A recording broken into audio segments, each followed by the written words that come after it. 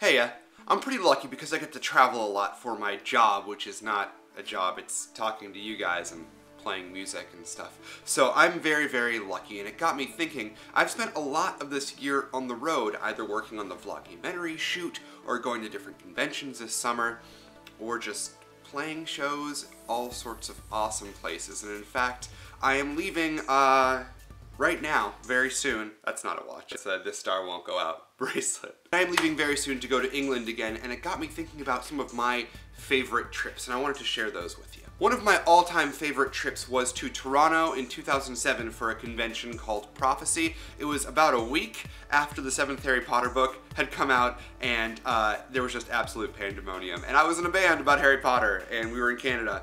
It was just a great time, and the energy there was so electric and magical. But that is how I was introduced to the city, and I will always remember that. Toronto has a special place in my heart, and in the Harry Potter fandom's heart too.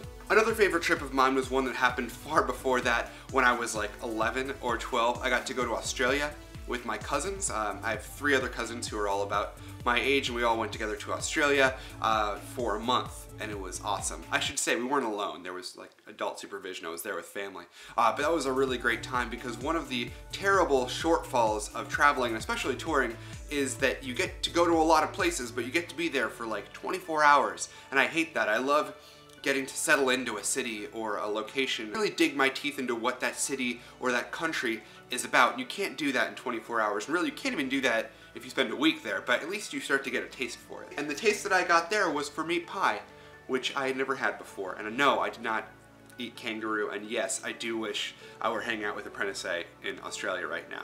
Next. I can't say which of my trips to London is my favorite, but I can say that the city itself is just one of the best places I've ever been. I love it so much. One of the world's coolest cities. There's always something to do there. I have great friends there, and just everyone is so interesting, I feel like. And maybe it's just the accents, or that I'm always hungry when I'm there, so I'm slightly delusional. I've been very lucky that I've gotten to visit a lot of places. I've never been to Southeast Asia though.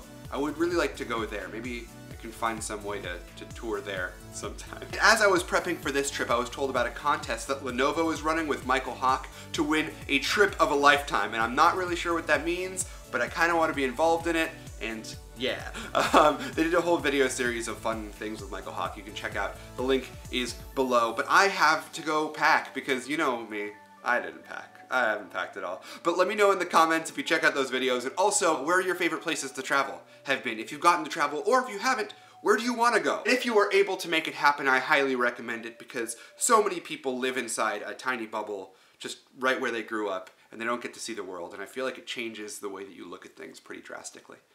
At any rate, I hope that you're having a very swell day, and until I see you next, be brilliant.